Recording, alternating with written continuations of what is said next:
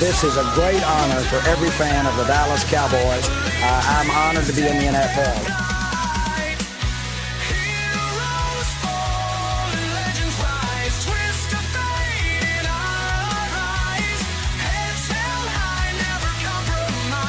What can I say?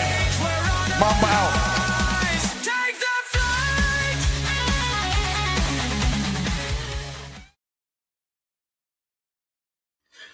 Well, good afternoon, everybody. It's your boy, Jay McLovin, along with Tony Gonzalez here on the afternoon show.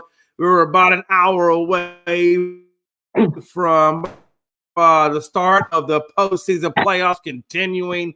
What a great day. Tony, I know you got a full plethora of stuff. Too bad, I know God was under the weather.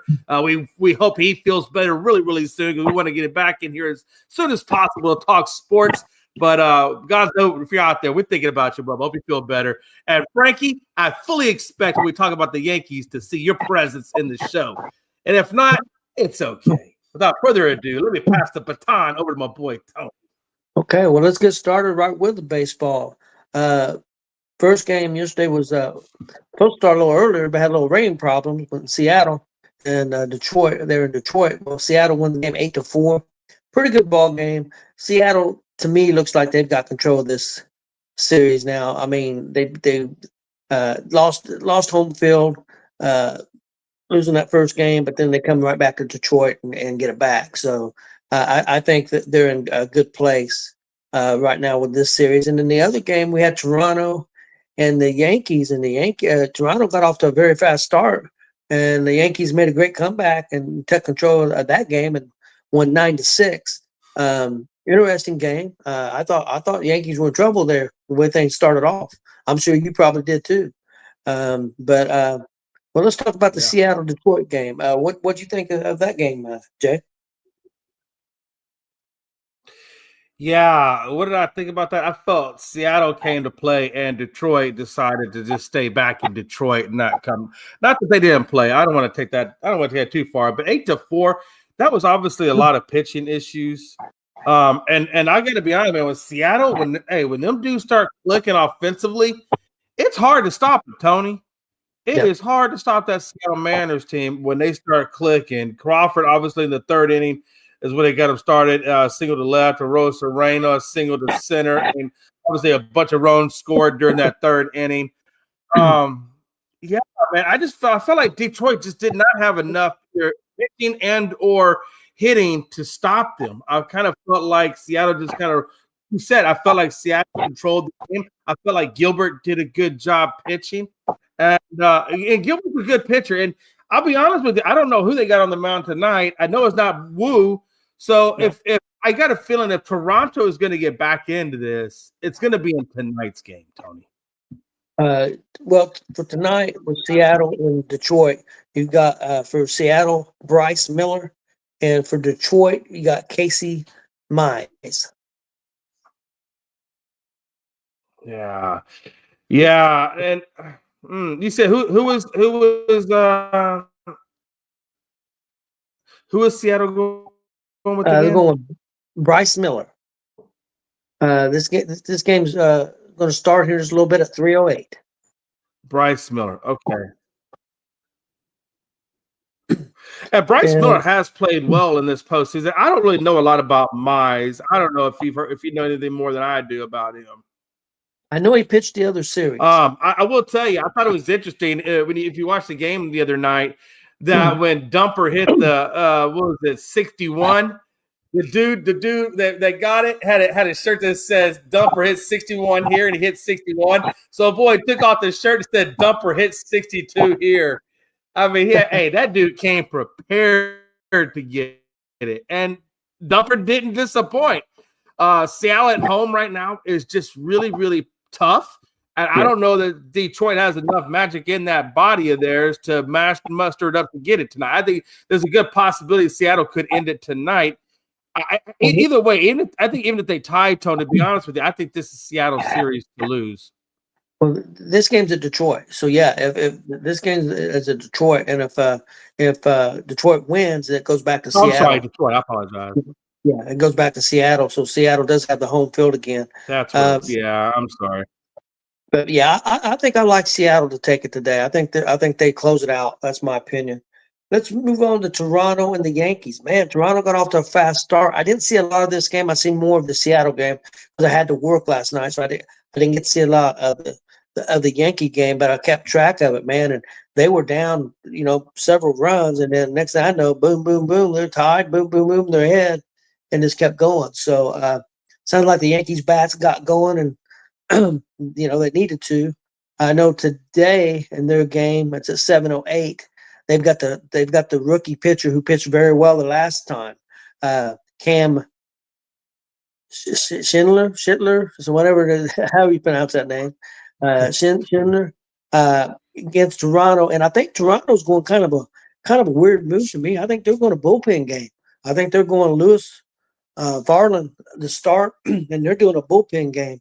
So I think that's kind of weird, man. I think. I mean, I guess they're saving the best for home, in case Yankees win today. But man, I think you want to close it out now. I don't understand. In my opinion, I don't understand a bullpen game, but I'm not no manager, and a lot of teams do bullpen games. But the thing with Toronto, they basically had a bullpen game yesterday because they didn't get much out of their starting pitcher yesterday. So they're going to be pretty taxed. So, Jay, what do you think about the Toronto and Yankee game last night and the rest of the series? Yeah, you're right. Shane Bieber, I think that's his first name is Shane. Bieber did not do well at all. I mean, he went 2.2 innings. I mean, yeah, that's virtually a bullpen game. Matter of fact, let's just call it what it is. That was a bullpen game for Toronto.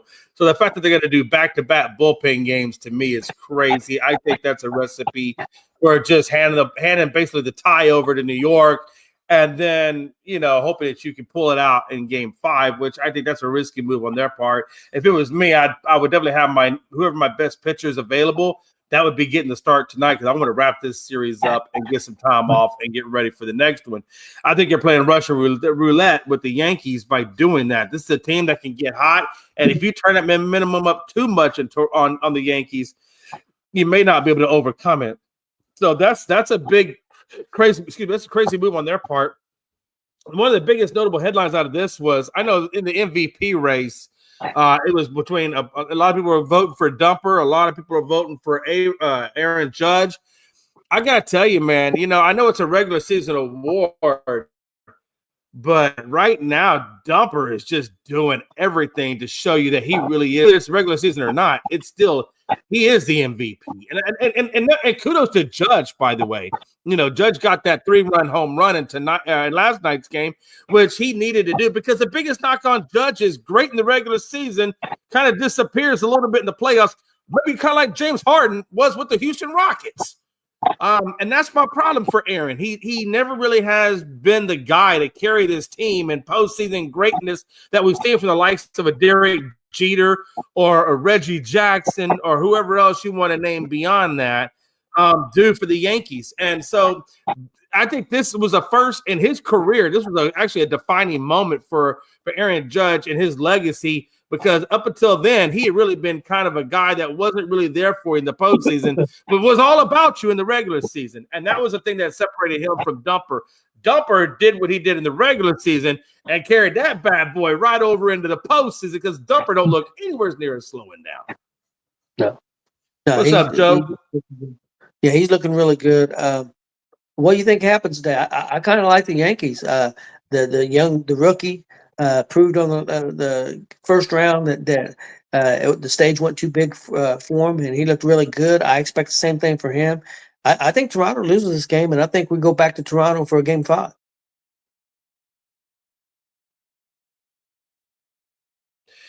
Yeah, no, I agree with you. I definitely think that Toronto's going to lose this game. And if they don't, I think Toronto is saying, "Hey, look, and this is why I think Toronto, and this is my opinion." And Pags really kind of talked about it, and I really kind of bought into what he's saying because it does make kind of sense that Toronto is relying mainly. They think that they have enough bats or enough offensive power that they can throw, a bullpen game at you and still hang with you score for score.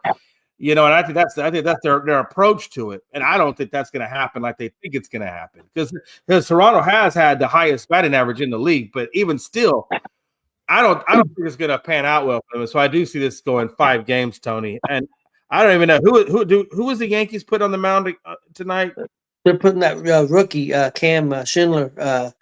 That's right. He's been pitching really well.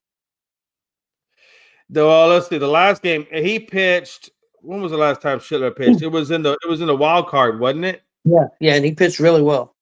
And he had a lights out type of game. I mean, they were talking about that guy for days after that. So, yeah, I fully expect Schindler to come in and not shoot the bed, actually come in and play another great game.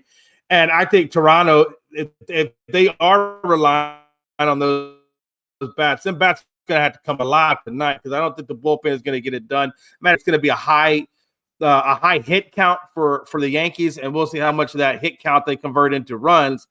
But I do expect to see the Yankees a lot on base, Tony. Yeah, I agree. So it should be a good game. Let's move on to the next game. It's going to be a 5:08 game. Milwaukee and the Cubs. Milwaukee's up 2-0. They got a real good pitcher going today too. Quinn Priester. He only lost like 3 games all season, and he's really strong. He's going to be going up against Talion. I tell you what, Jay, I like Milwaukee to win this game and sweep. Yeah, I agree with you. I think what's going to happen tonight is, number one, the last time Talion pitched for them, he was pitching well. I mean, he was pitching great. And they wound up pulling him, I think, in the 4th inning. He had like 48 pitches in, and they pulled him for analytics and went the opposite direction and wound up losing that game. I think the Cubs, and I think Stat Guy, and I want to make sure he gets credit for what I'm about to say. I think he had it right on the head that I think that they tend to rely too much on analytics and not enough on situational baseball. And I understand analytics are a good thing. It does help you put people in the right spots at some points, but you can't be so much on analytics that you forget the situational baseball, the situational what's going in, who's hot, who's not, who's feeling, who's not feeling. So I think that's a lot of the part with the Cubs. And so I think for them if they're going to get the win tonight, they've got to let Tyon go much further than just 4 innings. They cannot pull Tyon out if he's having a good game in that 4th inning. And I think that's really kind of been the biggest problem for them. But at the end of the day, I do have the Brewers closing it out tonight. I don't think the Cubs have enough in them, to be honest with you. Yeah, what's up, Jordan Bell? Frankie, what's up, Frankie? Man, Jordan. Oh, Frankie. Next, let's move on to the next game. That's the 9:08 game. Philadelphia at the Dodgers. The pitching matchup I don't like. Philadelphia is going with Nola, and I know Nola had a lot of success in the past. Didn't have a great year this year. He's going against Yamamoto. Yamamoto was lights out in the wild card game. I think the Dodgers close it out at home. They're the best team in baseball at home. Yamamoto's on the mound. I think the Dodgers close it out tonight, Jeff. Yeah. This Phillies team, specifically the offense of this Phillies team, or lack thereof, has just really done the Phillies a disservice, man. I mean, and the fans of Philadelphia a disservice. Not that I mind seeing Pags sad watching his team lose, but I really hate seeing the Dodgers and Jonathan Mathis see his team win even more. So I do want to see Phillies pull this out, to be honest with you. And Pags has said before, I really don't follow the Phillies as closely as obviously this is his team. But he had a good point that he said that Phillies do operate well in L.A. So let's see, it's going to be interesting to see if they bring those bats or those bats come to life in L.A. because it sure as hell didn't come alive in Philadelphia. And I got to tell you, I honestly think that there's just too much momentum, honestly, on the side of LA for this to go longer. So I do think, especially Yamamoto, who is a guy who can hit his spots and is very, very – I think it takes just a few pitches to get into the game. I think he's going against Nola, and I've never been a big fan of Nola. I remember Nola when he pitched against Houston in the World Series. Wasn't a fan of him back then. I don't think even Pags is a fan of Nola. So for those reasons, I definitely think LA closes it out tonight, and I don't think it's going to be close. Frankie the Yankee, How you doing, man? We just talked about your Yankees. If you want to chime in real quick on the Yankees and then follow it up with the Cubs, and I'll let you round it out with your Dodgers Phillies since you weren't here for those three sides of it. Oh man! First of all, what a night! What a night, man. I'm gonna be totally real with you guys. Like you guys know me. I'm not scared to hide back on my feelings or anything like that. Jay, Tony, I was done by the third inning. I was done. I truly was done. I was I bet literally you was. I I, I, understand. I was about to hang it out. Like I'm like this is ridiculous. Like we were losing 2-1. In the third inning come around, Carlos Rodon's over 70 pitches. They pull him out. I look at the scoreboard and it's 6-1, and I'm just like, God, it's really gonna be another blowout game. Like, what the hell did Toronto do during that bye week or a couple days off on that bye to just come out and annihilate us, and possibly get a sweep on us? Like, I don't know what the hell happened, but once we came back in the third inning and started chipping away at the lead, I started realizing, like, well, hold on a second, because at the end of game 2, our bats are coming alive as well. So I feel like, we needed to I don't know if it's the Yankees that are like the first 2 innings they don't get hit, they don't get men on base. I don't know if they're like learning the pitches from the pitcher. And then the third inning come around and they're like, okay, I see the pitches that he gave me. I like what he just threw me. I'm gonna go ahead and swing at this one. It was a wild night, but I do gotta say that I am impressed with the way Aaron Judge has played this October. And Jay, I think you should be impressed as well, because both you and I know that Aaron Judge do not show up in October, but Yeah. man, is he showing up this year in October. I couldn't ask more of this man. I couldn't ask more of this offense. The defense need to be a wee bit better. Uh, I just feel like Jazz Chisholm last night with his defense at second base, having his back towards the guy running at home plate and not seeing him going for the score. Gotta clean it up a little bit. But it ended up in a good night. It ended up in a good night, and we got the win. I'm hoping tonight that Cam Schlittler comes out and he has a dominant performance like he did against the Boston Red Sox. And it's a really confusing to me with Toronto, because I've heard that they're going in a bullpen game tonight, which is you just had a damn bye. I don't understand why you need to go to a bullpen game after you just had a bye. If anything, we should go to a bullpen game. I don't know how they're going to a bullpen game, but the hell with it. They're going with the pitcher that Aaron Judge hit the 3-run tying home run off of, and I'm excited. I'm ready. Honestly, last night's game changed the entire scenario for this ALDS. I really truly believe it. I feel like after that win, the entire team, offensively and defensively, is going to stick together and turn this around. We're going to end up going back to Toronto. We'll have a good pitching matchup between Gossman and Max Fried. Let me ask you a quick question before you go to the next series about Aaron Judge real quick and your franchise. Your franchise has been widely known throughout the decades of having very prominent players that have built their legacies in New York. And I am going to talk a little bit bad about Judge, but it's not all bad. I want you to understand what I'm saying. I think Judge, right now, for me as a baseball person, I don't see Judge right now as in the same conversations as a DiMaggio, a Jeter, a Giambi, all these great Babe Ruth, Lou Gehrig's. I mean, the list goes on and on. The Mantos, whatever. I don't see him in these conversations because of the fact that he hasn't produced in the postseason. I'm not talking about right now. I'm just talking up to now. Up to now, he has not really poised himself in the postseason. The Yankees have not won a ring with him. There's a lot of things that they have not done with Judge outside of the regular season.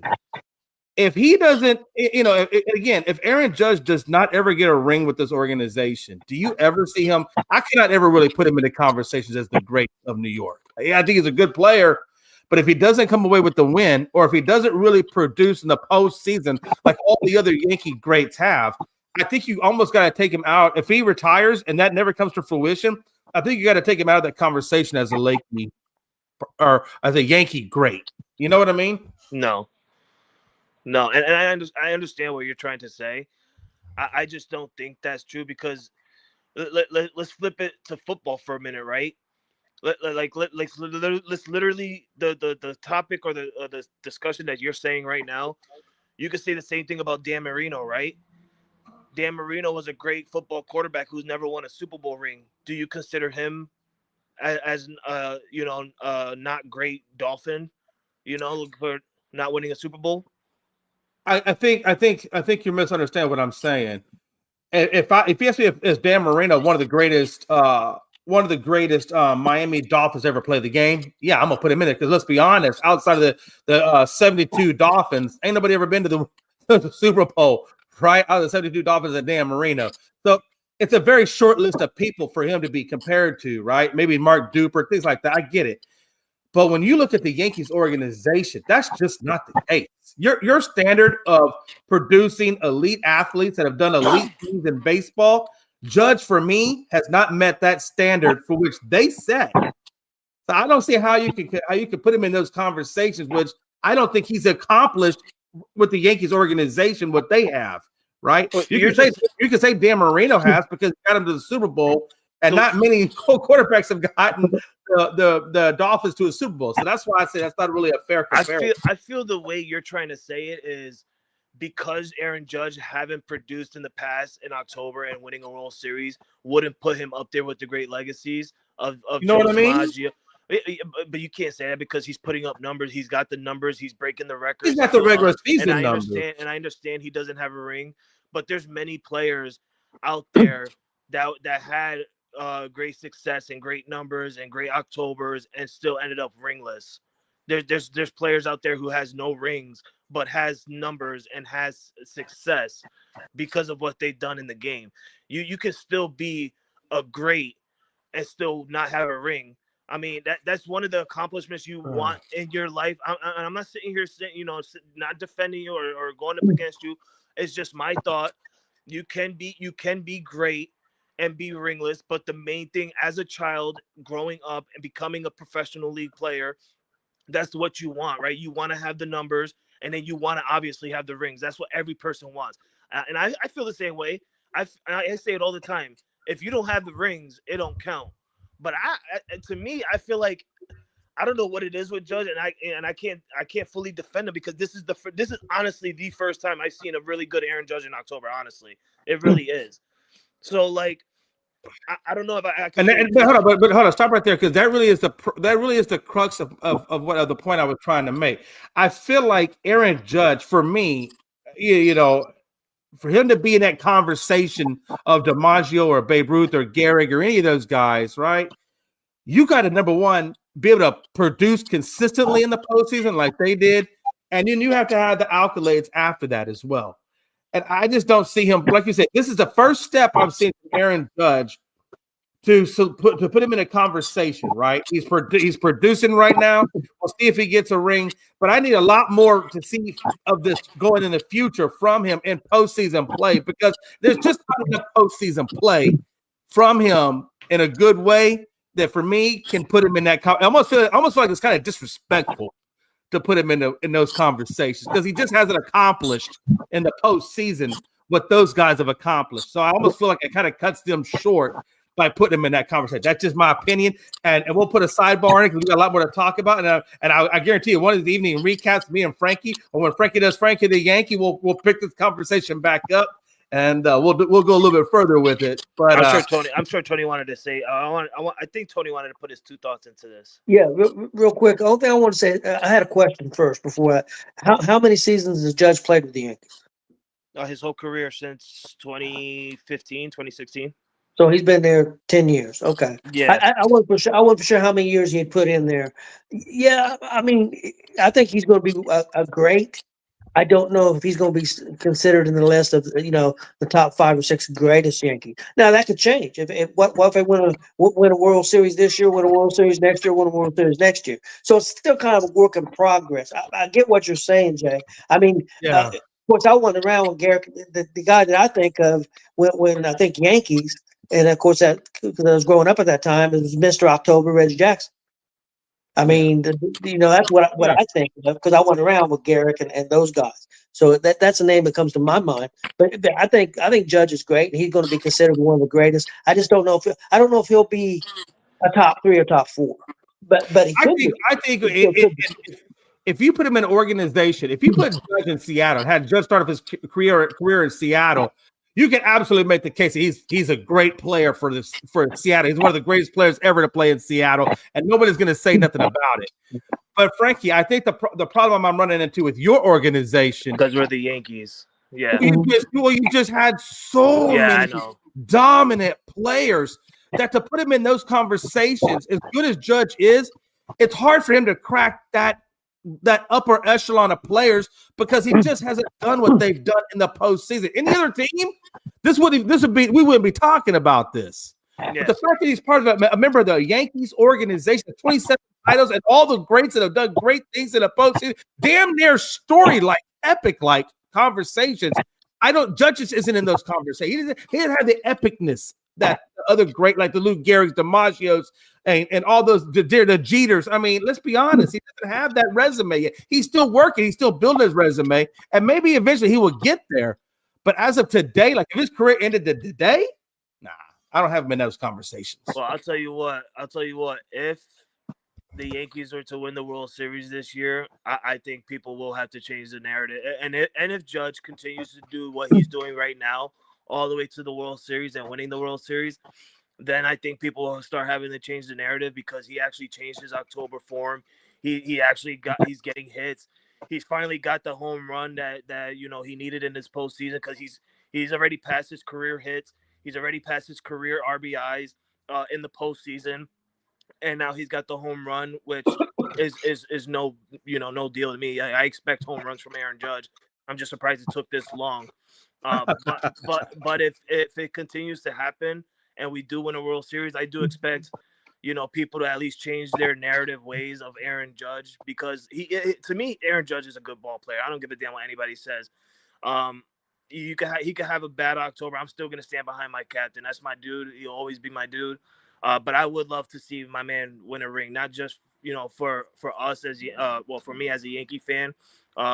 But for himself as well, because he do deserve to be one of those people to have a ring on his finger. I mean, I would be shocked to see Aaron Judge retire MLB ringless. I really would, and I would be super pissed. I would be so mad that I would probably literally look for Hal Steinbrenner and be like, "What the hell did you do?" Because this year is good for me. This year is good for me because of what he's doing in October. But then again, I also look at it as the people around him, right? Like there's people around him right now that were playing good in the regular season and that for some odd reason are not showing up in the postseason, right? Like Trent Grisham, he's getting a hit here and there, but he's not doing what he did in the regular season. Cody Bellinger, he got 3 or 4 hits this postseason already, not doing what he did in the regular season. Paul Goldschmidt not even seeing the freaking field because Aaron Boone don't want to start him. Ben Rice, he got benched and he came out against the Red Sox and hit a home run. And since then, he hasn't been doing much as well. Also with the pitching as well. I mean, it's got to be everyone around Aaron Judge. It just can't be Aaron Judge. Last night was just Aaron Judge. Last night was the Judge effect. Hitting the game-tying home run, getting the out on I forgot Santander on a fly ball that could have been extra bases. We just got to keep it up, one game at a time, one win at a time, and we'll see the end results when it happens or if it happens. Cubs Brewers. Switch topic real quick. Cubs Brewers. How do you see that one playing out? Do you have it like the rest of us who have the Brewers winning and closing it out tonight? Yeah. I got Brewers sweeping it, and it's really upsetting to me, Jay, because on Friday, when this started, I actually said, and I stand behind everything I say, and sometimes it punches me in the mouth, and I deserve it. But I literally did say that Milwaukee will win Game 1, but I do expect a gentleman's sweep from the Cubs. And it does not look like that. It looks like the Cubs are getting an actual swept. And I think it is going to happen tonight. And I heard Jameson Taillon is going to be on the mound. I do think he's going to have a good game. But this is the Milwaukee Brewers. The last game he had to go up against was against the San Diego Padres. And we know how the Padres are. But this is the Brewers. These guys are on fire. They're seeing the ball well. They're hitting. They're getting good contact. Their pitching is on point right now. It does shift to Chicago. and the Cubs do play well at Wrigley Field, but how effective is this team defensively and offensively going to be? Because for some odd reason they can't find the ball at the plate to even get a base hit to save their lives. Last series, I want to give, and then I think we're caught up, and then Tony can take them there. Is LA and Philly? LA is obviously up 2, and now they're back in LA. Like Philly sports guy said, he feels like that when Philly goes to LA, that they hit way better. So do they even the series before they go back to Philly, or how do you see this one playing? Man, so I saw that show this morning, and I put up on a comment. I said, because the Yankees, ended up winning, and I went around and I told Toronto fans, like, put your broom away, play the damn song, we're not getting swept. I try saying the same thing to Philly, hold your head up, man, like, you go tell those Dodgers to put those brooms away, man. Tonight you guys are gonna get the win, but I don't think they're gonna get the win, Jay. Bro, I have been trolling Philly so hard the last day or two. I really do not think that they're gonna get the win, and it's not because that they're trash or anything like that. What I have seen in the last 2 games was comebacks. One, I saw a comeback from the Dodgers. Their pitching is great, right? Right now, you got Yamamoto playing Game 3. He's a great pitcher. Kyle Schwarber has not been seen since October for Philly has started. Yeah. And this is a man who's hit 58 home runs, and he is yet to be seen. Bryce Harper, yet to be seen. Like, what's going on? And then you hear Philly sports guy, oh, well, we love to hit in LA. Well, guess who loves to hit in LA also? The goddamn team that is playing in LA, the Dodgers. They like to hit in LA. Do you not see Teoscar Hernandez smoking bombs? Do you not see Shohei Ohtani hitting like 380 out of the goddamn ballpark? I mean, they love hitting in Dodger Stadium as well. I get what he's trying to say. He's trying to be a fan and stick behind his team. And I'm the same way. I would have been like, we love hitting in Toronto. But I'm going to be honest with you. We freaking suck in Toronto. I'll tell everybody that. We suck in Toronto. He's not like that. He's just going to stand behind his team. And I get it. It's cool. You're on the brink of elimination. You're on the brink of getting swept. You don't want to get swept because if you do, Jay McLovin's coming for that ass. I'm just saying that right now. Man, I'm telling you. He's not going to hold that back. I actually, last night, Frankie, I was gathering up all my broom supplies because if you would have got swept, I had about 4 brooms I was going to have go across the screen like this. I'm going to tell you straight up, Jay and Tony, I looked at my wife, and I'm real with you guys.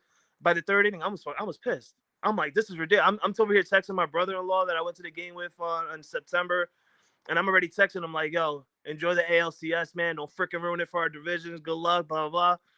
And he texts me back like, hey, don't stop watching the game. Keep watching it. It's the 3rd inning. Anything can happen. And I never turned the game on. I kept it on. I kept watching it, and I saw the little chipaways, and I'm like, okay, what can we do?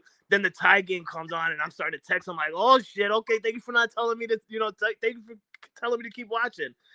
Then we get the lead, and I think he decided to go to bed. I don't know. He didn't want to. He still haven't texted me. But I did say after the game when we won, I looked at Caitlin and I said, this is all I wanted. Like if we were to get beat today, I wouldn't be so mad because I want to have Jay up my ass and in my ear. Like, you got swept, pulling the brooms down. Hey, I'm telling you, I even told Melanie, hey, in that 3rd inning, I kid you not, there's no lie. I told Melanie when that 3rd inning, I said, hey, does Amazon deliver those nice gold-plated brooms overnight? I need that thing. Ricky Tick. I was honestly surprised, and I want to thank you. I'm surprised that you didn't go on the group messenger and, looking for a little, hey, can I get a little wellness check on Frankie, blah, blah, blah. I didn't get none of that. And I'm just sitting here and I'm like, okay, thank you. And then we're coming back and I'm like, oh, I'm definitely not going to get that goddamn text message now. I usually try to wait till about the 5th or 6th inning once I see a little bit more closer to the end because it's too early in the beginning because anything can happen. But so do you have, I guess the question is, do you have Philly eliminating LA tonight? No, I got LA eliminating Philly tonight. Or excuse me, I meant the other way around. Do you see LA? Yeah, I do think LA is going to win tonight. I think it's going to be a 1-run win. It's going to come down to the last inning. But I don't know what happened with Philly, man. They just lost their entire stride.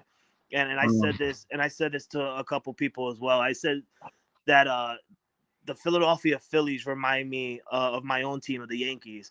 They really do. They have a fantastic regular season, and then once October comes, you hear all those, "Oh, we have a Red October coming up. It's Red October," and then that Red October just gets disappeared really quickly. I mean, like they win their division, they get the bye week, and then you're down 2-0. You had home field advantage, and you lost the first 2 games at home. One of them was a comeback win on the to the Dodgers.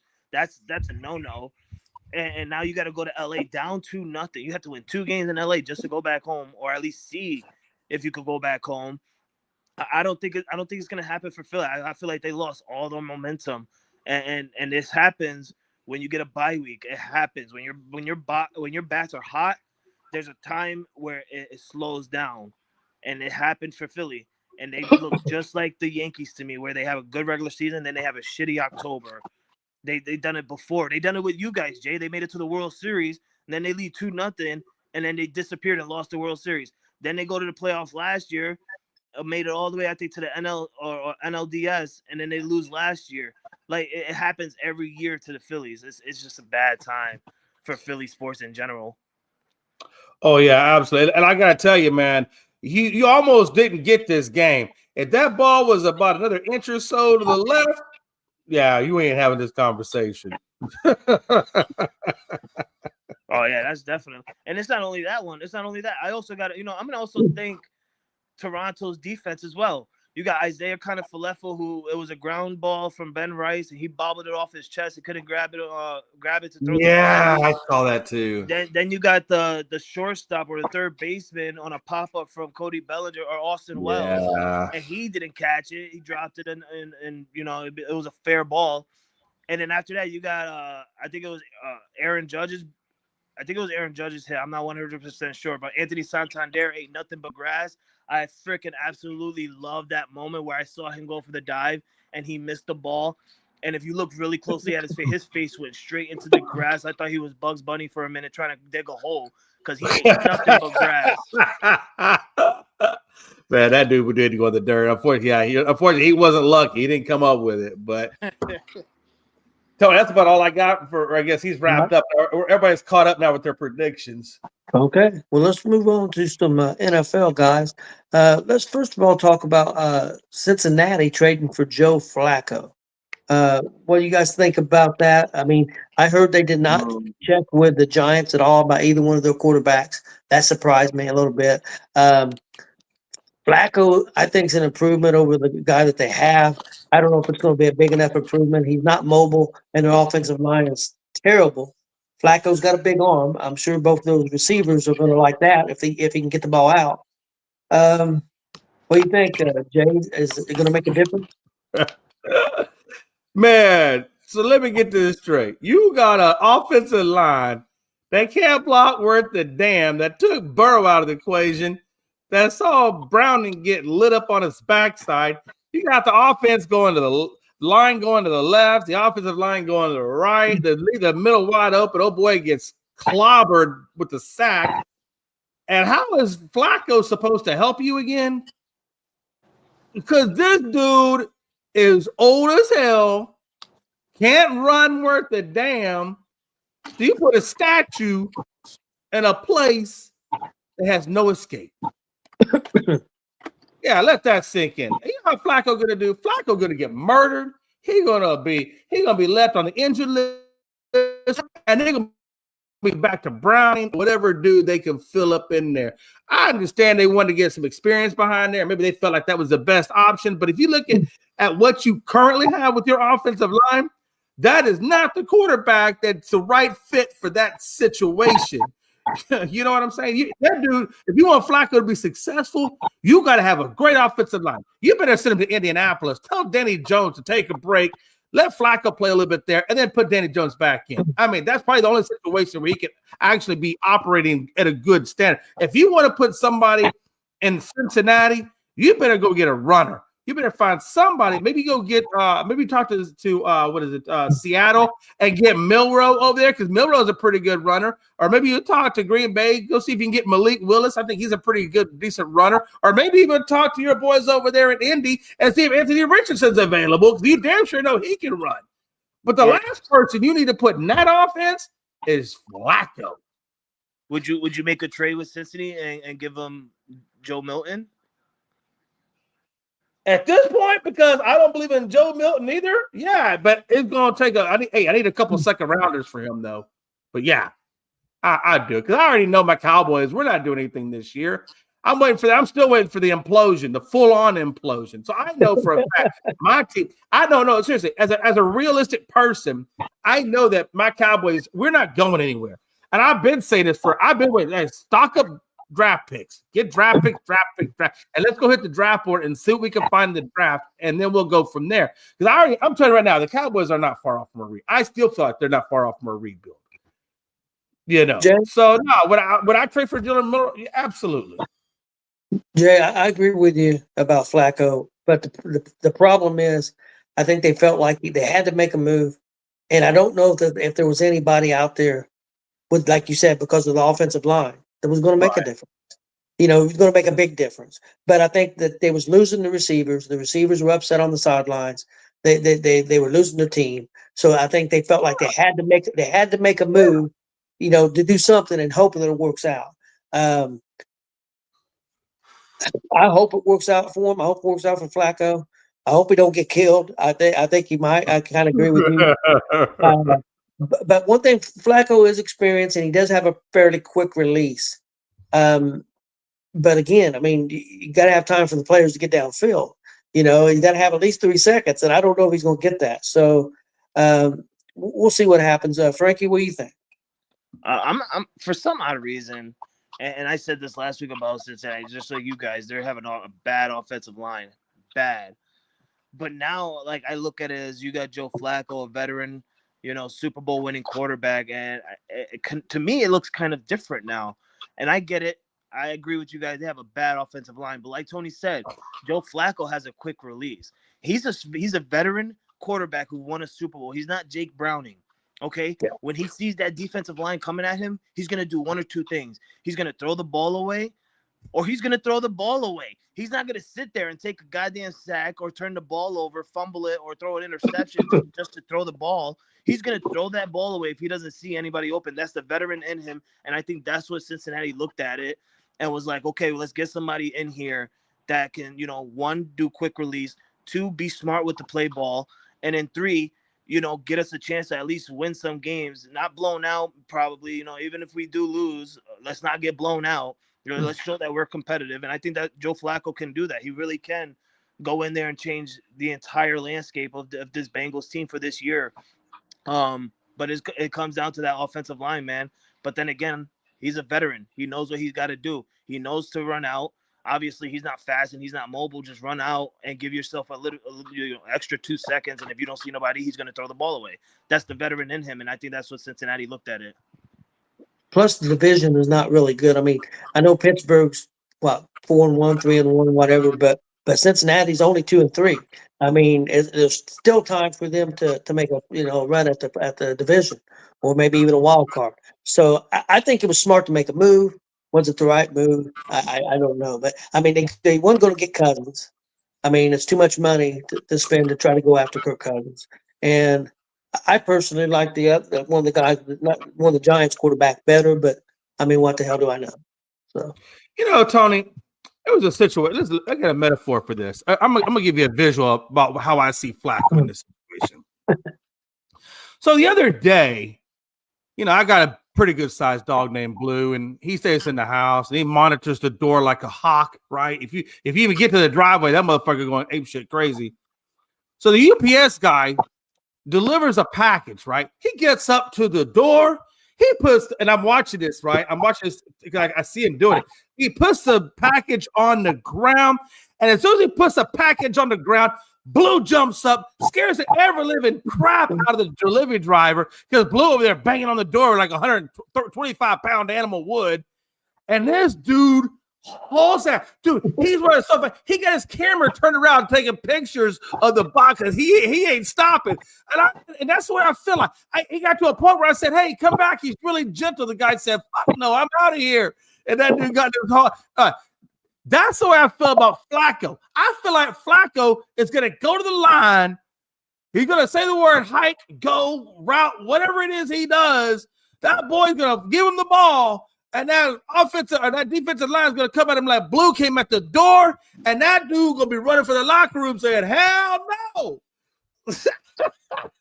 Flacco, I don't know if you guys seen this, but Flacco could make history this weekend, becoming the first quarterback to beat the same team on two different teams in the same year. Yeah. Green Bay. That'd be cool. That would be cool, honestly. Especially since it's Green Bay. I mean, hey, he got away from Michael Parsons once. Who says he can't get away from Michael Parsons again? True. Jay, I know you want to talk a little bit about the situation with Shadur Sanders. Yeah, this is another. Okay, so we're talking about this is like a day of things that we don't get. If I had to title this show, it would be called "What the F." Because I feel like that's kind of what's going on in sports right now. It seems like every time I turn left or right, there's sports lines that are doing this to me, and this is just another example of it. Like, okay, so you get rid of Flacco. All right, I got you. He's. And Dylan is playing great, so you feel like you can move on with Dylan. Now you just got to figure out who's going to be your backup. Okay, I got you. Get rid of Flacco, get some draft capital. That was great on you. Good job. What I don't understand, and Frankie, you're gonna have experience with this conversation because he was on your team, is how you bring Bailey Zappi off of the practice squad. Tell Shador, I know you thought you was gonna move up, but you ain't moving up. You're going to stay in the third spot, and we're going to put Bailey Zappi up in the number 2 spot. I don't understand. Why would you even draft Shador if you aren't even going to use him, play him? You certainly aren't helping his confidence, right? If you're almost destroying the confidence because you don't think – look, that dude knows that you don't believe in him. Shador knows the Browns don't believe in him. He damn sure knows from the press conference when they drafted Shador and the lack of energy or the lack of enthusiasm by the general manager should have gave even less confidence in Shador. So I don't understand what they're doing with this guy. I don't understand what they're doing with this organization. It baffles me. Frankie, what do you think? Oh man, I don't like to talk about Shador, honestly, and Jay, you should know this. I mean, we talked about this last week where it was me, you, and Chris, and we talked about Shador Sanders, and me and Chris didn't even want to talk about this topic. We can't stand Shador. I feel like Shador's only there because, like I said, Deion Sanders. I felt like Cleveland was put with their backs against the wall. Deion Sanders obviously probably called Cleveland and said, "Hey, draft my son," blah blah blah. I think Shador will get his chance, not this year. I'm looking at it as more. Excuse me. I'm looking at it as more of Shador is here to learn. They don't think he's ready, compared to, we're just gonna throw him out there. Because if you look at it, Deshaun Watson will be coming back soon. I believe so. Then you got Gabriel, who's going to go back to being on the bench because once Deshaun Watson come, you're going to start Deshaun Watson because that's your quarterback. You're paying him the money, obviously. Bailey Zappi got called up because he's not a veteran, but definitely a how do you say quarterback that knows the system because he's been on different teams. He knows how to he knows what he needs to do. So I think that's more the reason why they called him up and put him as a backup. So that way if Gabriel does lose it a little bit, they can go ahead and put Zappi in, someone who knows how to play the game well. It just looks like Cleveland Browns have no faith in Shador at all. Like I said, I feel like Cleveland just drafted him because of Deion Sanders giving them the call instead of Cleveland giving them the call. Yeah, and that's the thing. So you draft Shador. If Gabriel was to go down and you're putting Zappi in, that really is stunting or delaying or even setting your growth as a team back because you know what Zappi. There's a lot of tape out on Zappi. You know what Zappi's all about. You really don't know anything what Shador is in a game situation because he hasn't played the game. So why, if Gabriel was to go down, why would you not put Shador in? See what you have in him, see what he is, so that way you can make, the appropriate adjustments come draft time and figure out what you're going to do with Shador. But you have no idea what you even have in this guy, which is ridiculous to me. Yeah, Jay, go ahead. No, I was just gonna say, because like I used to say when Bailey Zappi was a Patriot, it's because Zappi makes people happy. That's the only reason why Cleveland called him up. Zappi makes people happy no matter win, lose, or tie. He makes people happy with his moves. Yeah, guys, I think I think Cleveland knows exactly what they got with Sanders. I don't know what's happening there, in the facility, but I think there's something going on there that they don't believe in him. I don't think he'll be there next year. I mean, I'm not saying it's warranted or not. I'm not there either, but I think Cleveland has seen enough to know. I mean, it's pretty obvious. If they're going to put Zappi in at number 2, that they have no belief in Sanders. So maybe he's not doing something, and maybe he's not studying hard enough. Maybe he's not doing what he needs to do. But there's got to be a reason. My thing is, if that is the case, based on what you just said, Tony, which I believe you, what you're saying makes total sense. And if what you're saying is true, why not just put him up for draft picks and get some draft picks out of it and move on from him and be done with it? Yeah. You know what I'm saying? I think that would, number one, I think that also would clear up the scene for Dylan Gabriel a little bit, because it gives a little bit more clarity. And Zappi is there as the backup, not necessarily competing for the starting job if you lose it. So maybe that makes Zappi play a little bit with a little bit more confidence now that he knows he's the guy. And maybe he plays a little bit more looser, and they can actually do something with this team. I don't know. It blows my mind. Well, it's an easy, question to answer for that, Jay. The reason why nobody wants to, trade away draft picks for Shador Sanders is because nobody wants Shador Sanders. Every team literally had a draft pick from rounds 1 to 5. Every single team passed on him. So why if you already passed on him, why go ahead and make a trade to get rid of draft picks for a guy that you already you went past on the draft? That's what gets me going with Shador Sanders and all these franchises, right? Is because they passed on him for 5 straight rounds or 4 straight rounds because he got drafted in the 5th round. And now everybody's coming out after he gets drafted. You don't even see him play, not one game, right? You see one preseason game, and that was it. And then all these teams coming out like Mike Tomlin. Oh, well, Pittsburgh was going to draft him. You had many opportunities in the first 4 rounds to draft him. Now that he's not there, and you saw one preseason game, people want to say, oh, well, we should, we were actually looking at him to draft him. Same thing goes for Baltimore, right? Oh, we were going to draft him and have him be a backup to Lamar. Same thing with the Cowboys, Jerry Jones coming out. Well, we had his father. We were going to draft him. We just wanted to see what we can get, good talents before looking at a quarterback because we already got Dak. We traded for Joe Milton. We were going to get him.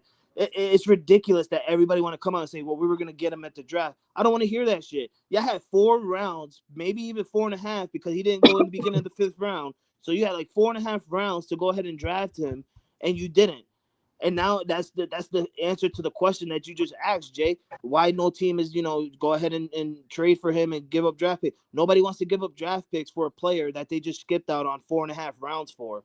Nobody believes in Shador Sanders. Right. And I don't know if it's because he came into the draft too early, or if they just see we're not gonna get this guy because of a standout superstar like for his father and make his father happy. No, I don't know what's going on, but I don't see Shador Sanders anytime going anywhere. He's just gonna be stuck where he's at right now because if you really look at it, Deshaun Watson's not done in Cleveland either. What if I can see this happening? What if like what Tony's saying? What if they wait till the end of the year, cut Shador goes out as a free agent, and let's say the Saints are just so desperate because they don't believe in Rattler anymore or whatever, and they snag up a Shador, throw him in there, and then see what they can do with him, and then Shador goes and balls out with Olave and company. I mean, how crazy would that be? That would be nuts. I don't think that would happen, because I don't think there's enough talent there in New Orleans. I think if he goes somewhere and he's going to be successful, he's going to he's going to have good talent around him. I'm not because I hope Shadur makes it. I'm not against Shadur at all. I hope, but I think he's going to have talent around him. And Frankie brought up Baltimore. I heard Baltimore was interested, but I heard he didn't want to go there. He might be. Now, He how might much be. do you think he's fuming right now? Do you think he's He might be fuming? playing right now. He might be playing right now Yeah. if he goes to Baltimore. Yeah. So so I don't know. Hey, what does it say? When he told everybody that he didn't want to go to Baltimore or whatever, be careful of the devil you asked for, because the devil you didn't ask for. Yeah. What a time to be alive. Jeez. All right, guys. Next thing I've got is the top NFL players from Week 5. If you guys got somebody you want to add in, let me know. First one, quarterback Matthew Stafford, 89 yards, 3 TDs. Next up, Baker Mayfield was 29 of 33 for 379 yards and 2 touchdowns. Sam Darnold was 28 of 34 for 341 and 4 touchdowns. So he's balling out. Running back Rico Dowdy, you know something about him, Jay? 23 carries, 206 yards and a touchdown. You know something about this guy too, running back Javonte Williams for Dallas, 135 yards and a touchdown. We had Jacoy Krosky Merritt for Washington, 111 yards and 2 TDs. Did have a fumble, but he had a good game. Next wide receiver, Emeka Abuka from Tampa Bay, 163 yards and a touchdown. He's looking really good right now. Next up, wide receiver Stephon Diggs, 146 yards in that game for New England. And then a couple defensive players. Another guy you know about, Jay, from Dallas, Shamar James, 15 tackles, 8 solo. And then another name that everybody knows, been around for a long time, linebacker Bobby Wagner from Washington, 14 tackles and 8 solo tackles. So there was the players of the week. Anything you guys want to discuss there, or do you have anybody you want to add to that? I just want to talk real quick about Dowdle. I remember when he was with the Cowboys, he was really a good running back. I felt like he was undervalued a lot by a lot of people. I think he kind of went under the radar of a lot of people. And now that he's kind of out of that, because he was in that running back by committee with Pollard and everybody else. So he never really kind of had the spotlight all to himself. And now that, like you said, now that Chupa Hubbard went down, with Carolina, and he's stepping up. Now you're seeing what he does. And I'm telling you, I think he's going to shine. I think he's going to be a good running back in the league for a long time. I mean, really, he's been good. He was good for Dallas. I kind of was sad to see him go, but he's going to be good in the league given an opportunity. Yeah, we had a hell of a game. Frankie, was there anybody you wanted to add or anybody you wanted to talk about? I do want to add somebody, but first I just want to reply to Jay and to you that I don't want to knock Dowdle out. He's a good running back. Jay's absolutely completely right. He's a good running back, but let's not also ignore the fact that the Miami Dolphins have a shit run defense. They have a garbage run defense, and that's why he ran all over them in that comeback game. Because when they came in and played New England, he didn't do jack squat. He didn't do anything. It's based on the run defense you're going up against, and it just so happened that he went up against a trash run defense. He's a good running back, obviously. I'm not trying to knock him down. I'm just trying to go out there and say, for everybody to remember that he went up against Miami, and they have a shit run defense. That's all. That's all I'm saying. I don't want to hear, because I know Jay sometimes he gets a little fumed inside of him when somebody talks bad about someone he just talked good about, and he's coming back with some heat. I just want to reiterate that to Jay that he just went up against a bad run defense. That's all. The name you could go ahead and have your moment. I just want to throw a name out there real quick, and then you could go ahead. The name that should have been in there is Drake May. And not just because he's my quarterback. He had a phenomenal game against Buffalo. He beat Buffalo. He almost got sacked at the last play of that fourth quarter where he didn't get sacked, and he just got the ball off in time to Stephon Diggs. He had an amazing game. And let's not overlook the fact that he right now leads the NFL in completion percentage. He literally, like, every game he's played, he's had a 70 or more or 75 or more percentage of completions. That's absolutely amazing. I think he's getting overlooked too much. I feel like he should start getting looked at, especially now after he beat the Buffalo Bills. People should start looking at how Drake May actually is. I've been looking at this dude obviously since last year as his rookie year, and I thought he had a phenomenal rookie year, and that was with a team that had jack squat. Now that he's got some linemen, he's got some weapons around him, he's got some running back. I feel like people should start looking at Drake May at a different level. That's just my theory. Yeah, I agree with you. He's just now starting to hit a stride, and with the schedule they're going to play, I think his numbers will even go up further. So yeah, I think he's going to by the end of the season. I think he could be uh, definitely going to be a top 10 quarterback, and maybe don't kill me, Jay. He might be a top 5 by the end of the season. I mean, it's possible. It's possible. I mean, and I will tell you the reason why, the reason why I 100% do believe that it's possible is because, again, and I think Frank is going to agree with me on this one. Mac Jones was a damn Pro Bowler when Josh McDaniels was there, year 1. Then he goes away. Then you get Drake May, bring Josh damn McDaniels back. Now, Drake May looks like the best thing since sliced bread. Maybe it's time to put some credit on the ability of Josh McDaniels and what he can do for a quarterback. Oh, he's great quarterback. He's great with quarterbacks. He just can't hit. Yeah, I mean, really, he is phenomenal. He's a great quarterbacks coach. He's a great offensive coordinator, absolutely. But I'm trying to put this into people's heads that Drake May had a fantastic year last year without Josh McDaniels. He really did.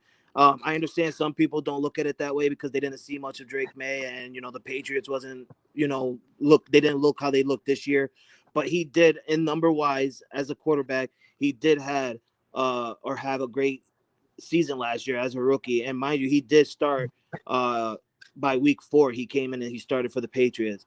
So from week 4 to week 18, he had a great season last year, and that was without Josh McDaniels. But now that he got Josh McDaniels, Jay's right. He looks absolutely amazing.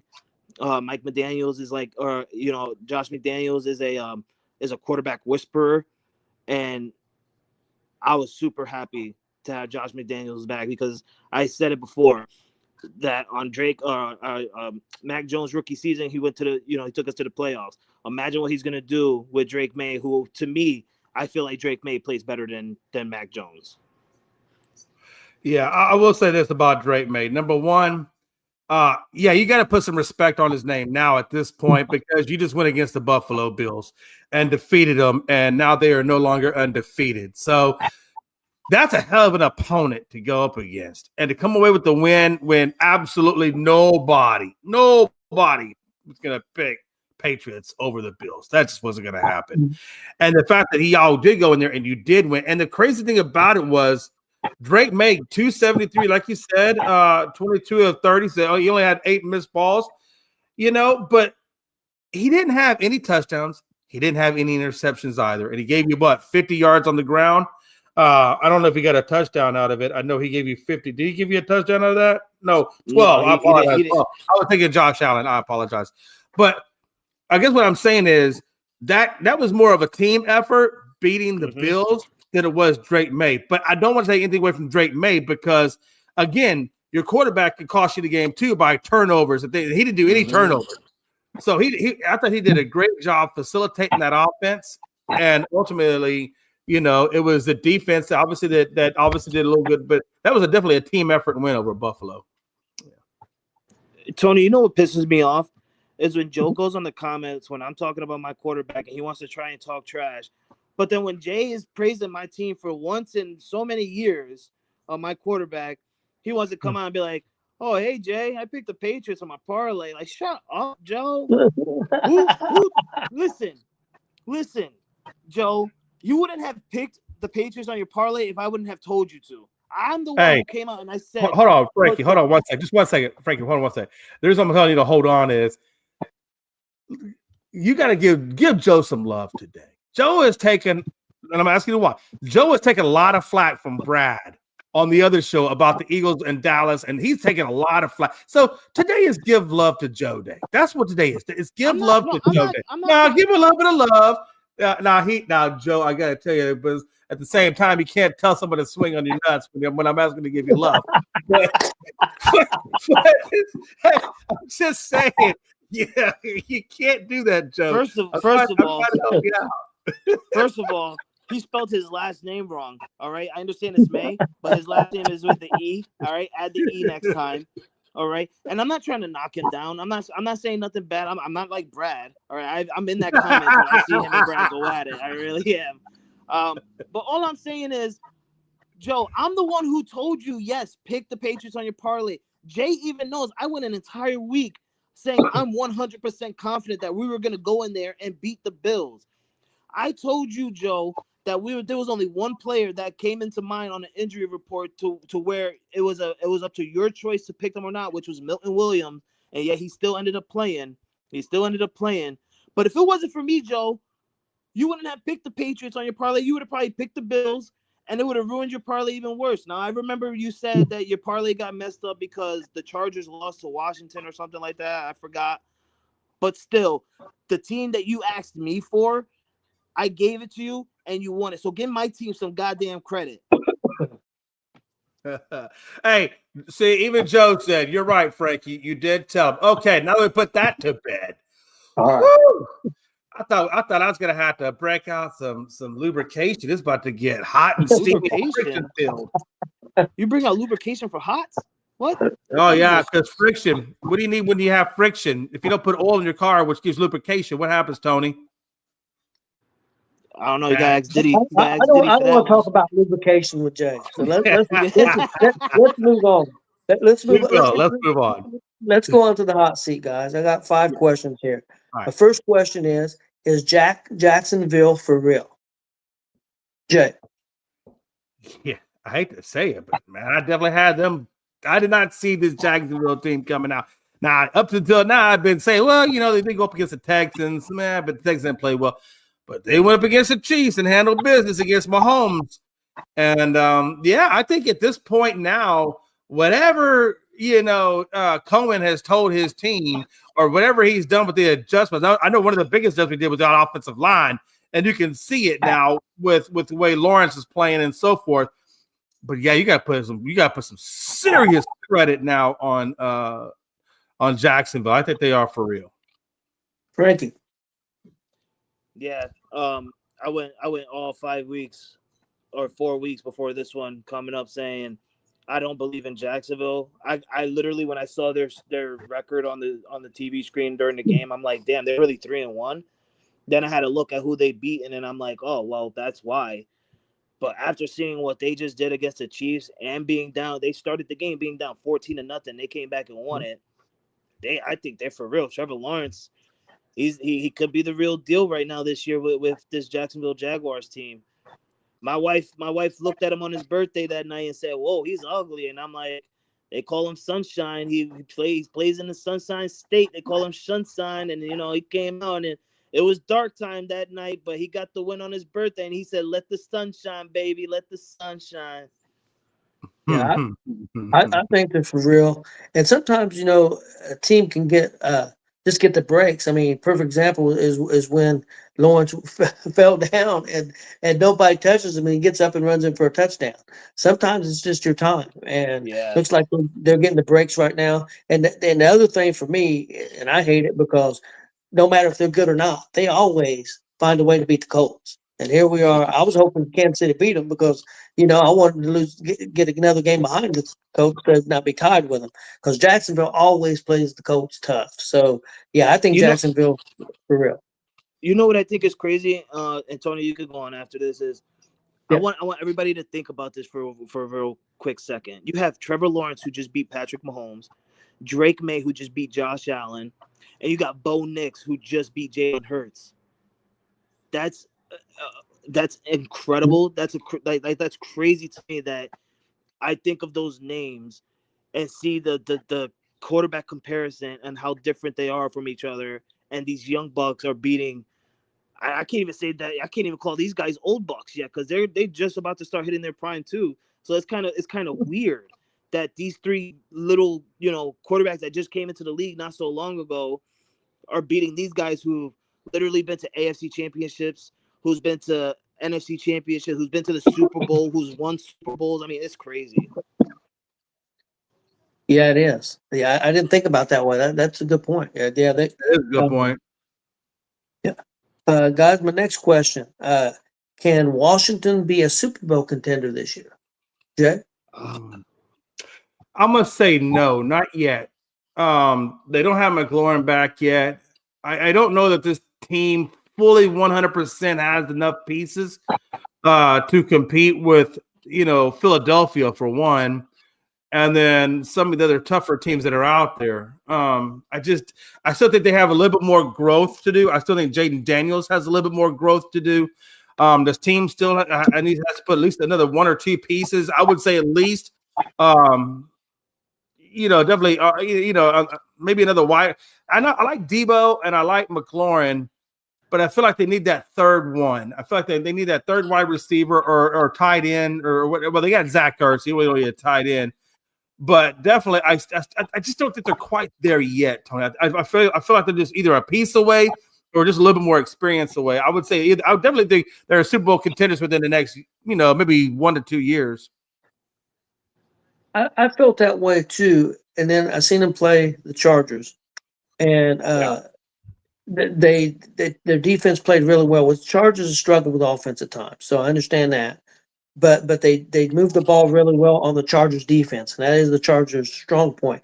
And Philadelphia doesn't look like Philadelphia right now. Their offensive line does not look good. Their defense is not knocking. Their defense is still good, but they're not knocking people. Their offensive and defensive line ain't knocking people off the ball, and that's like they did before. So I think because Philadelphia is taking a step back, I'm going to say they've got a shot. I think they got a shot to make the championship game. Whether they can get the Super Bowl, I don't know. But I think they can make the championship game because I think they can play with the Rams. The only team that I question if they can play with might be Detroit. Because I think Detroit might be ready now because they're healthy. And I don't know what happened week 1. I don't know what the hell. Somebody put a curse on them. What the hell? They just didn't show They up. got to knock the rust off, Tony. They got to knock the rust off. That's all. Yeah, that could be. So, Frankie, what do you think about Washington? I think they can be Super Bowl contenders. They just need to get healthy. That's all. They literally went out this offseason and got a squad. They really did, honestly. And I get what Jay is saying. Adding another piece and stuff. Like, you can't go wrong with adding another piece to your team, obviously. But right now, if Terry McLaurin can stay healthy and be on that field to help Jaden Daniels, I think they can, compete for the Super Bowl. Let's not forget they were just in the NFC Championship last year. I think they can do it again. But then that goes to where Tony just said, right? The only one team that to me that can compete and beat Washington will be the Detroit Lions because the Phillies are not the same anymore. The Rams are they could be a hit and miss, right? They sometimes have the lead and then they lose their game. It's like a toss up. I do think that they can be, but it just to me it comes down to health for Washington. Y'all are being so disrespectful right now. I did not hear one of you guys mention Tampa as being another issue outside of Detroit. I don't know. Are y'all not watching what Tampa did with Philly? Baker, y'all better watch out. I think Baker's in line to get another.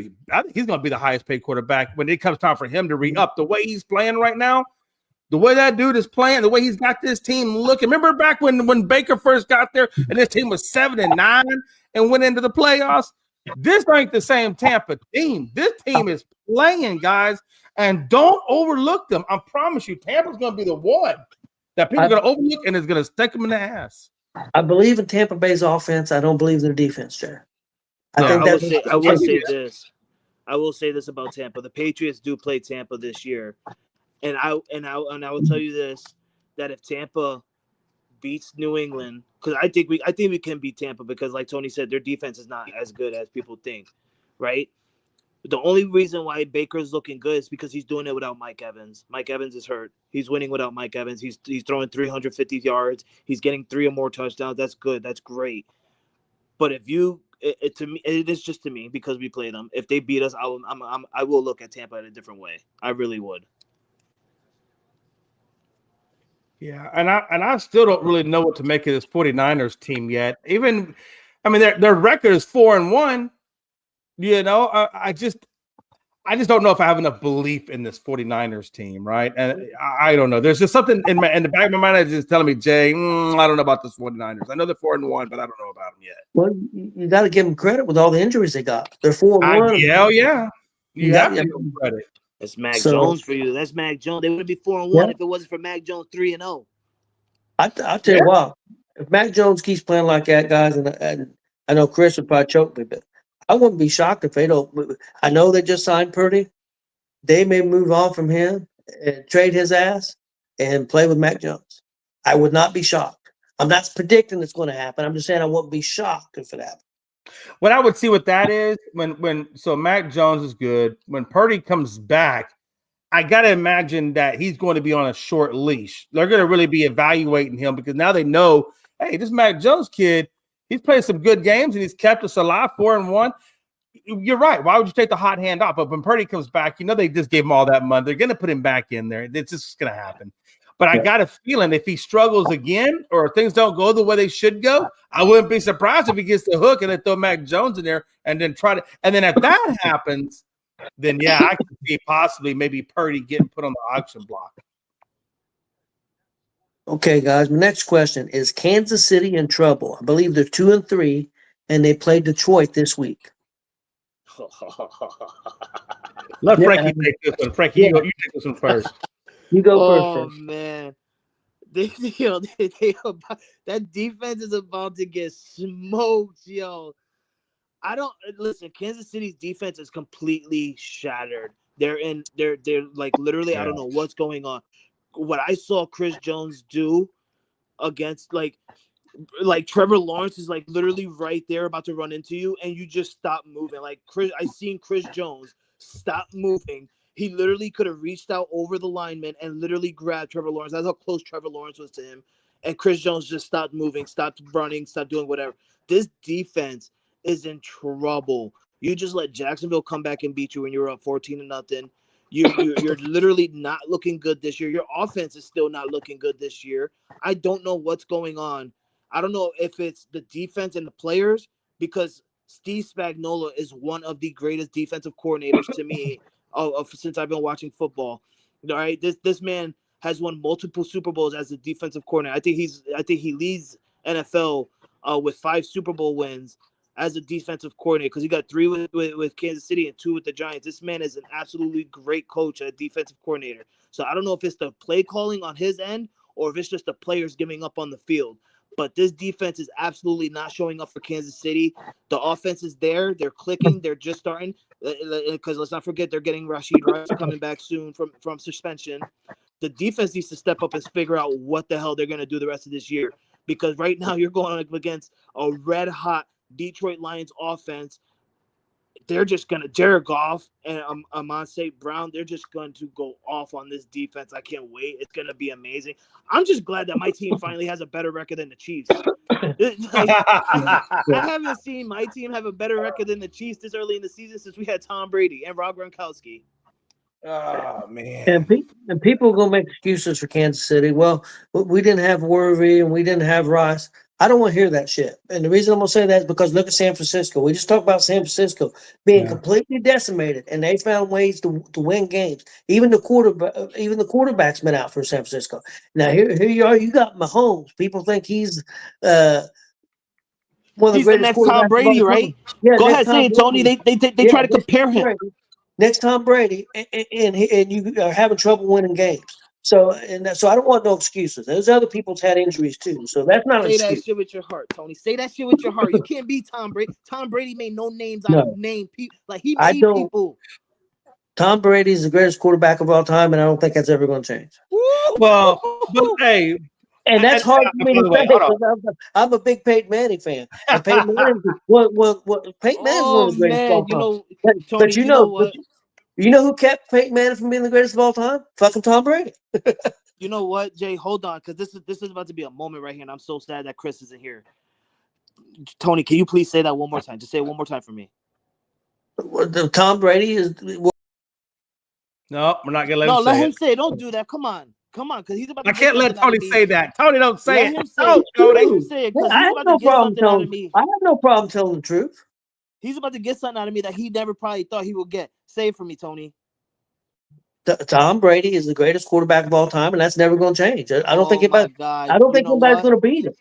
You know what, Who's going Tony? to beat him? You about to get it out of me. In Indiana Jones, we trust. In Indiana Jones. I just don't think. I tell you that you say that though, but you know what? The Colts are really looking good right now. I mean, seriously. I mean, we got to put some respect on Denny Dimes because the team is just playing good. But before we go there, I want to go backtrack just 1 second.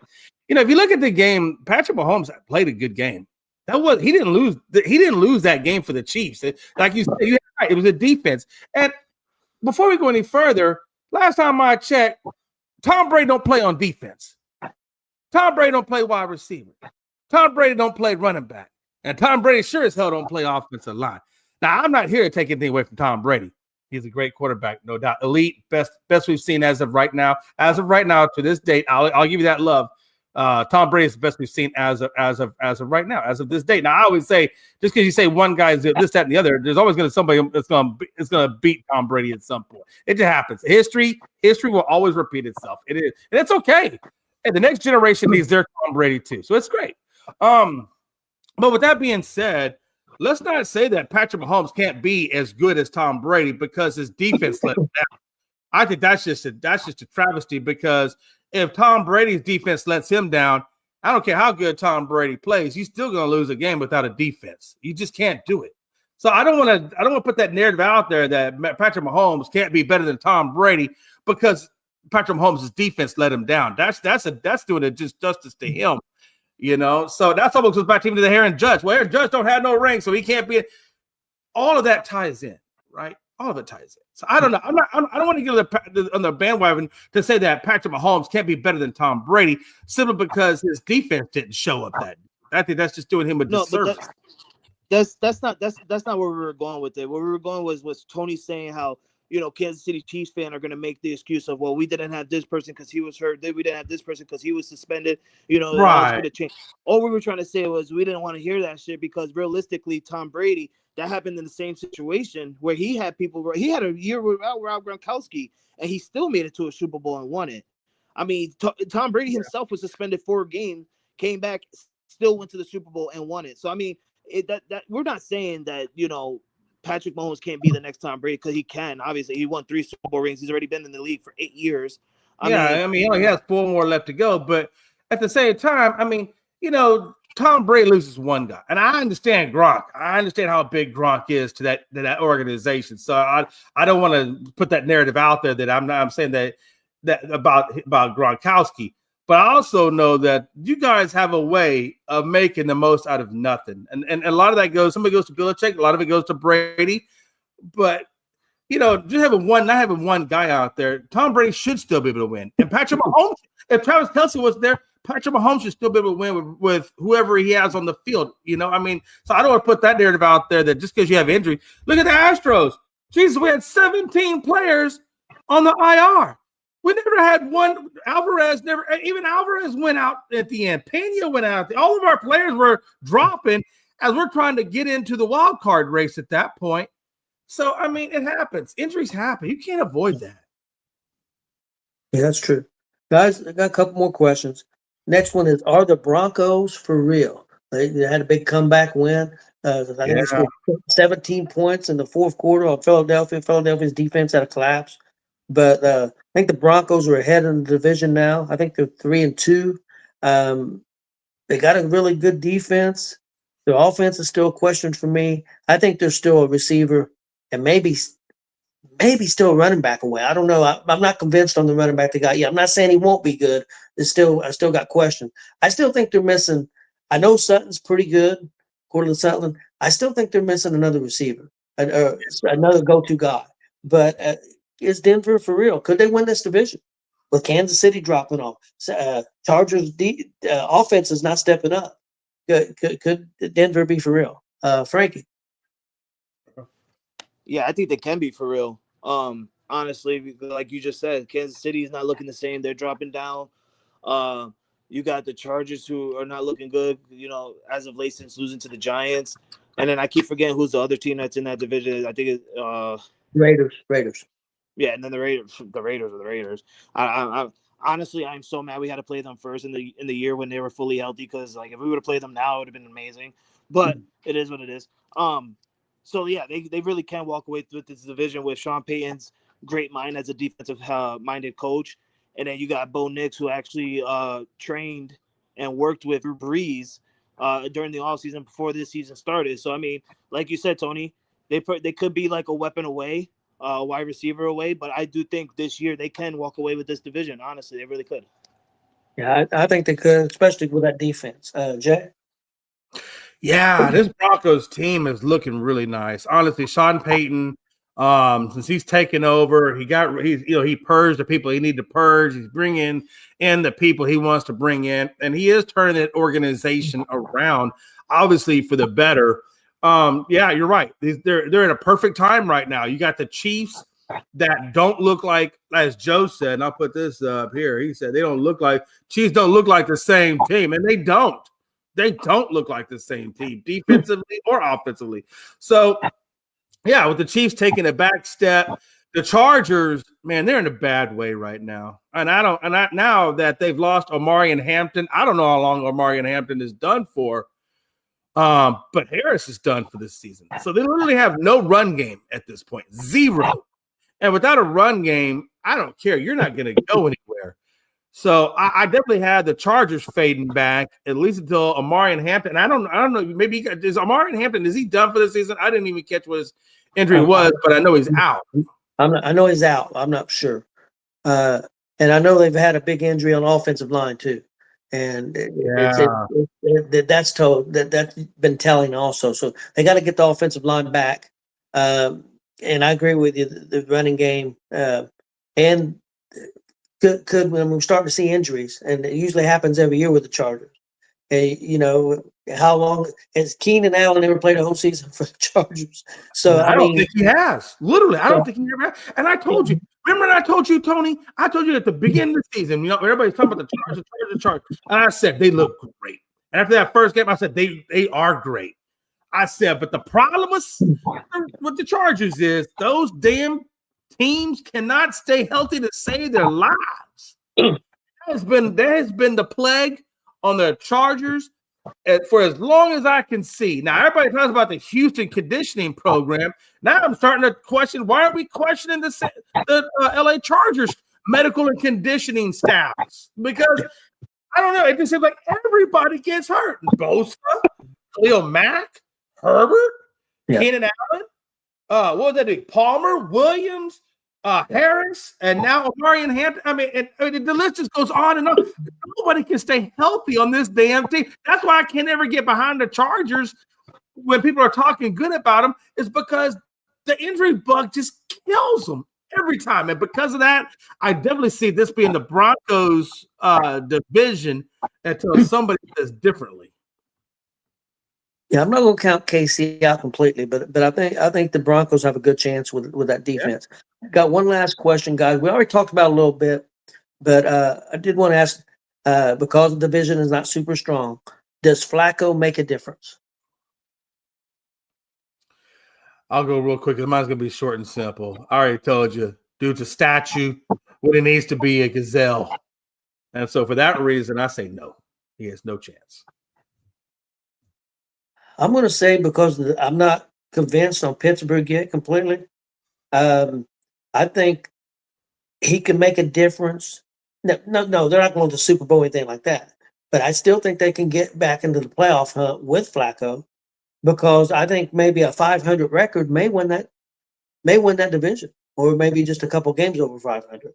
Because I don't see Pittsburgh going 12-5, or 13-4. I don't see that. I could be wrong, but I'm going to say yes. I think he can make a difference. Frankie?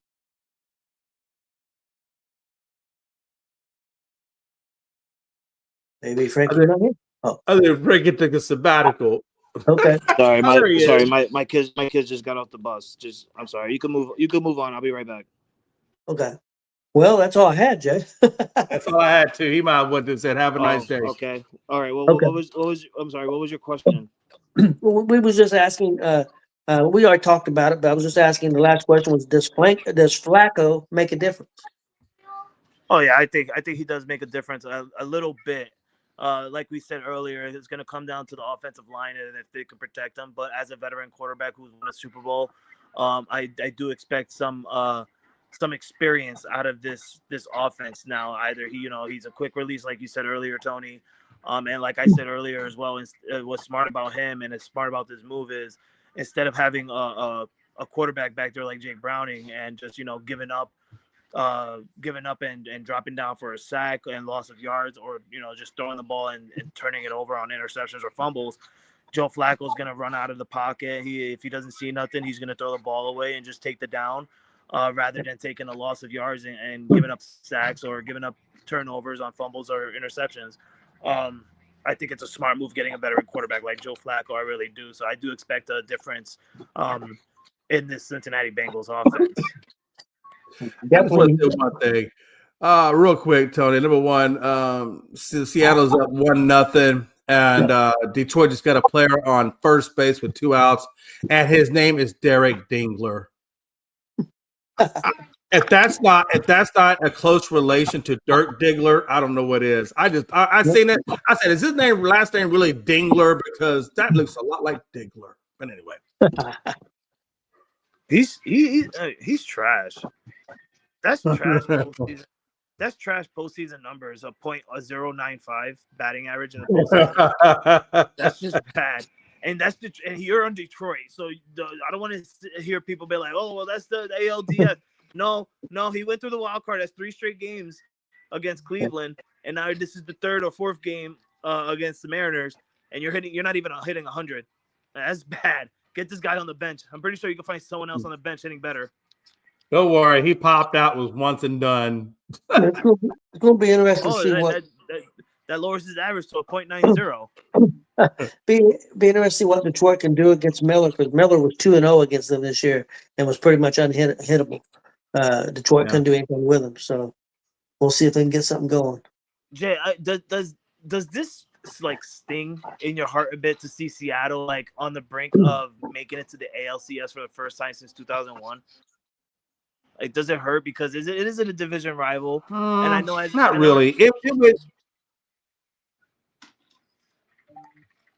I will tell you, the only thing that would hurt me is if they made it to the World Series. As long as they don't make it to the World Series, hey, it is what it is. I'm not in it. Somebody from the division has to go. Yeah, I said the same thing yesterday. I mean, hey, I'll tell you right now, man. I love my first sergeant James. I love that man to death, but damn it, he drives me crazy. I've been living 24/7 Mariners since the season started, and it never goes away. I hear it in the morning, I hear it in the afternoon, I hear it on the podcast, and I get it before I go to bed. I go to my birthday to a Mariners game with them. So yeah, I can't stand the Mariners. I hope they get their asses. Well, Tony, I don't know what's worse. Jay getting a call from his friend before bed, or he said, "I hear it before bed." I'm saying, no, like, wait, what? I think this is the friend that lives with him. No, it's James. It's the guy that lives with me. Yeah, they're in bed together. Yeah, yeah. We go down the hallway. My bedroom's on the left. His bedroom's on the right. And every night I hear him laughing. Every morning I hear him laughing, and I'm like, I can't wait till this man moves into his new home.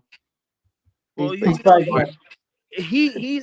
happy because if it wasn't for you guys, he wouldn't be in the situation that he's in, because you guys you guys were tied not so long ago for the division, and you lost both series to him. Yeah. So, I mean, if it wasn't for you guys losing to them, he wouldn't be here. It would be opposite. Maybe you guys would be in this position right now, right? I mean, so I wish it was. It'd be a hell of a lot easier if I was the annoying one and he wasn't. He's not trying to be annoying. He's just excited because if it wasn't for you and your team, he wouldn't be in this situation. So he's just happy because your team's not true. That's not. Listen, there's a difference between him and me. I'll tell you the difference. The difference between him and me is I wake up next morning and with her. Him, He made me Seattle Mariner pancakes in the shape of S's this morning. I tell you what. Just saying. I'm just saying, man. There's no getting away from it. When your pancakes are in the shape of an S, it's not fun. And then he put green food coloring to make it look like this S on their hat. That's good. That's good. Yeah. So anyway, so that's the life I'm living right now. But yeah, closing remarks. Frankie, you got anything? No, I got nothing. I'm just sitting here patiently waiting for my game later on tonight at 7:07 or 7:08, whatever fucking weird time MLB want to schedule playoff games. 708. 7:08. Yeah, that's real perfect. Yeah, I'm gonna be waiting. Trying to keep my composure down right now. Around probably 6 o'clock is where the butterflies will start coming into my stomach. So, Jay, I don't want to see no text messages at 6 o'clock. I got one thing. I got two things. First thing is go to Gonzo Sports Room's Facebook page. We've got 4 wrestling promos on there. Check them out and vote, please. Vote what promo you think's the best, and we'd appreciate that. And then my other thing is go Yankees. Listen, you got one Indiana Jones out of me. You're not gonna get another one. No. He's trying to work in my favor. He No, got me once saying Indiana Jones. No, when I picked the other day, I picked the Yankees to win the series over Toronto. I picked Yankees in Seattle, and so I'm gonna root for the Yankees because I picked them. Well, I'll tell you what, Tony's going to root for the Yankees. I'm having a prayer night vigil before the Yankees game starts. If anybody wants to join me, you can DM me. I'll give you the information, and you can say a prayer that Toronto mollywops the Yankees tonight. So that will be tonight. Just DM me for all the information. I don't think that's happening with a bullpen game. I don't think that's happening. I don't understand a bullpen game. Never doubt the Lord. Just Never. had a freaking bullpen. Listen, if the Lord can take 2 fish and a couple of loaves and feed 5,000, Toronto can win a bullpen game. There's still hope. Hope is alive. I will say this. Like it says under my name. Hashtag Schlitz about to happen tonight, baby. Schlitz about to happen. Schlitz about to go down.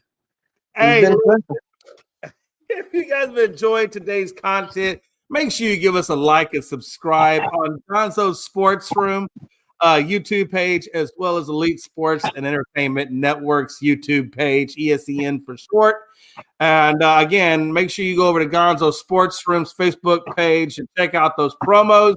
You will not be disappointed. They do really good work over there.